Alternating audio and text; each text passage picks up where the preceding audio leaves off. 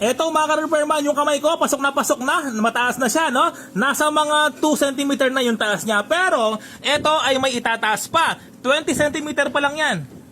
Ito yung 2 tons na roller jack. Ito ay 2,000 kg yung kaya. Ito mga repairman ay meron na siyang gulong na 4 na metal. Ibig sabihin po, hindi yan malulusaw at pang heavy duty talaga. Ngayon, ito po mga repairman ay 30 cm yung taas niya. O diba ang taas niya? Hindi lang yan. Pagkatapos mong gamitin, ay pwede mong itabi para nga naman secure ka, safe ka kapag nasa biyahe ka. Ito na siya, mataas na yung ating gulong at hindi lang yon, meron pang itataas yan. No, ngayon, i-release na natin, ibaba na natin. Ilalagay mo lang dito yan, tapos paikot mo ng counterclockwise. Ito, counterclockwise lang natin.